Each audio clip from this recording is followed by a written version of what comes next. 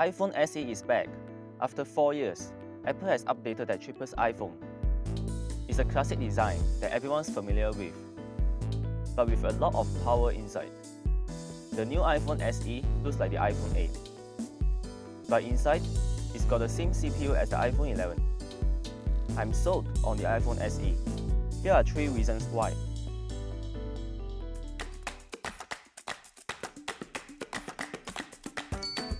Phones have been getting bigger and bigger. This new iPhone SE is also bigger than the last, but it's much smaller than most modern smartphones. It fits comfortably in my pocket and is easy to use with one hand. Of course, a small phone means a small screen, but the iPhone SE's 4.7-inch screen is good enough for casual gaming and watching videos.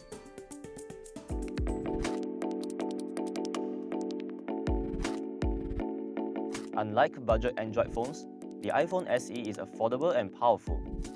It has the same A13 Bionic CPU as the iPhone 11 series.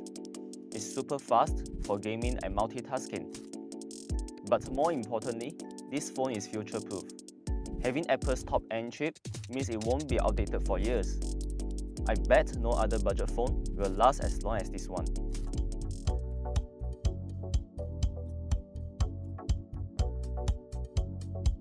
The iPhone SE only has a single rear camera, but it's not a bad one at all.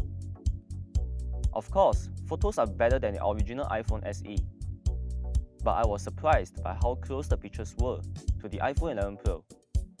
Both phones produce very similar photos. There's only a slight difference in detail and sharpness when you zoom in.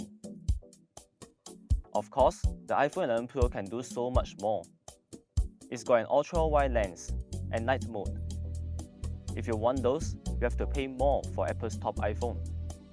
But for more casual users, the iPhone SE camera is perfectly fine.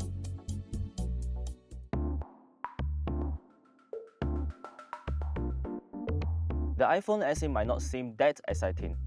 It's not a fancy foldable with a huge screen. This phone only has one camera and huge bezels. But it's what's inside that counts. The iPhone SE offers flagship power on a budget price tag. While it may look old-fashioned, I prefer to think of it as a classic design. For just $400, the iPhone SE delivers everything I need in a smartphone.